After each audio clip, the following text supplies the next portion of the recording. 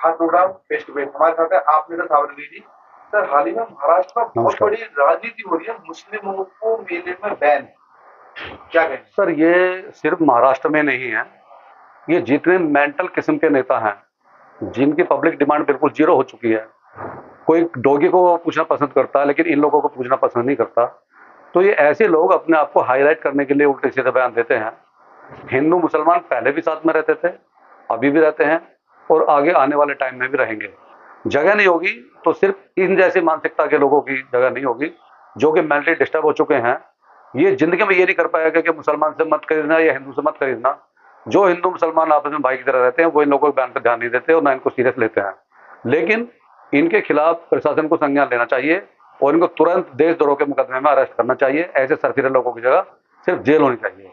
अब जैसे आप ये देखिए, ये जो इस तरह की अफवाह फैलाते हैं और जो देश का माहौल खराब करते हैं, ये तो हिंदुस्तान में सब तरफ चल रहा है।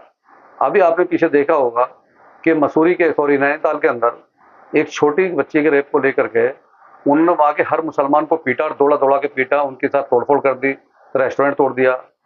जब एक रेस्टोरेंट को तोड़ रहे थे तो वो हिंदू भाई का था लेकिन नाम मुस्लिम भाई पर रखा हुआ था, उसका पूरा रेस्टोरेंट बर्बाद कर दिया। जब बाद में पता चला तो हिंदू का है तो जो बचा हुआ था वो छोड़ दिया। लेकिन अब आप ये बताइए कि उस छोटी बच्ची के रेप को लेकर के उन्होंने इतना बड़ा बवाल किया, प्रशासन के सामने किया, प्रशासन के सामने मारा, बल्कि एक मुस्लिम सब इंस्पेक्टर थे उनकी भी उन्होंने पिटाई की। तो प्रशासन कहाँ सो रहा था? इसका मतलब होगा प्रशासन की खुली छूट है इन बदमाशों को कि भी आप जो मर्जी है अपना किसी भी अंजाम को सही ढंग से आगे तक पहुंचाइए, आपको कोई कुछ नहीं बोलेगा। उसके बाद वहीं पर नैनीताल में ही एक बच्ची का रेप खुद उसकी मदर ने कराया जो बीजेपी के नेता है। उसमें एक बंदा भी इकट्ठा नहीं हुआ है, प्रशासन ने कुछ कहा। तो दोषी वो था जिसने बच्ची का रेप किया या ये लोग दोषी तो जानबूझ के करा रहे हैं?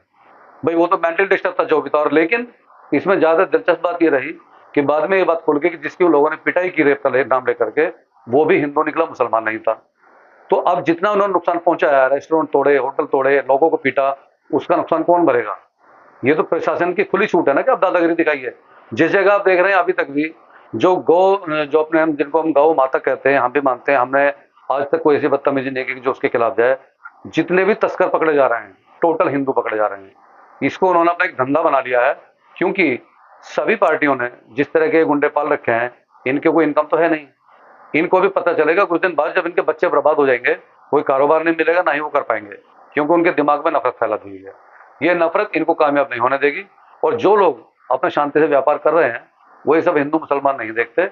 इसीलिए रितेश राणा जैसे मेंटल डिस्टर्ब लोगों की हिंदुस्तान में कोई जगह नहीं है और हम इनके बयानों की कोई परवाह नहीं करते।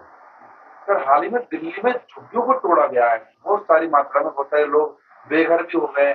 लेकिन भाजपा का कहना है कि वो रोहिंग्या मुसलमान थे, वो अवैध रूप से रह रहे थे, सरकारी जमीन पर कब्जा कर रखा था। आप क्या सोचते हैं? ये बिल्कुल गलत बात है। उसमें सिर्फ मुसलमान नहीं, हिंदू भाई भी बहुत सारे लपेटे में आए हैं। इलेक्शन से पहले बीजेपी ने कहा था कि हर भारतीय नारी के अकाउंट में 2500 रुपए आएंगे। इलेक्शन होते बदल गए और इन्होंने जो पहले अमित शाह साहब ने एक बार बयान दिया था कि 15 लाख रुपए वाला तो चुनावी जुमला था, ये भी एक जुमला ही साबित हुआ। उसके बाद इन्होंने कहा कि जहां झुग्गी वहीं मकान, हम करके देंगे आपको। लेकिन इन्होंने इलेक्शन जीतते ही प्लान बना लिया कि झुग्गी झोंपड़ी और गरीबी रेखा से नीचे के जो लोग हैं, यहाँ तक कि मिडिल क्लास को भी दिल्ली से हम भगा के छोड़ेंगे। किसी को अनाथराज के नाम पे तोड़ देंगे, किसी को बिल्कुल अवैध करार दे देंगे, किसी को बोल देंगे नक्शे के हिसाब से नहीं बना, कहीं रोड चौड़ा करना है। असली मकसद इनका उन लोगों को साफ करना है, प्रॉपर्टी साफ करना नहीं है। मुझे तो हैरत है कि हमारे प्रधानमंत्री जी, उनका खुद मैंने बयान सुना था इलेक्शन से पहले कि जो झुग्गी वहां है वो वहीं रहेगी, कोई नहीं टूटेगा, जैसे वैसे रहेगी। इलेक्शन के तुरंत बाद झुग्गियां तोड़नी शुरू हो गई और पीएम साहब खामोश बैठ गए। खामोश बैठने का मतलब है कि उनके इशारे पे हो रहा सब कुछ, तो जनता क्या करेगी? जनता बेचारी पीसेगी, मरेगी। लेकिन सब दिन एक जैसे नहीं होते हैं, बहुत कभी न कभी दिन बदलेंगे और तब पता लगेगा कि हमने क्या क्या देश को हम कितने पीछे ले गए।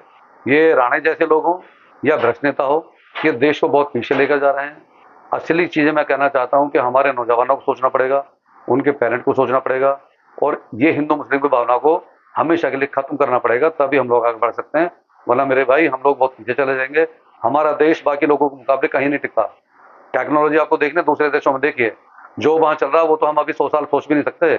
हम सोचते हैं हिंदू मुसलमान, मस्जिद के नीचे मंदिर, इसने कैसे कह दिया, उसने ऐसा कह दिया, मारो। नाम लेके मार दिया, छुट्टी हो गया, प्रशासन कुछ नहीं करता, लेकिन इससे वो अपना कैरियर चौपट कर रहे हैं। तो मेहरबानी करके आप अपने बच्चों को इससे बचाइए और ऐसे भ्रष्ट नेताओं के साथ में उनको ना लगाएं, उनको चाहे घर में बिठाएं, लेकिन इनके साथ हटा दीजिए, वरना आपके बच्चे बर्बाद हो जाएंगे। इसी के साथ जय हिंद, खुदा हाफिज, अस्सलाम वालेकुम।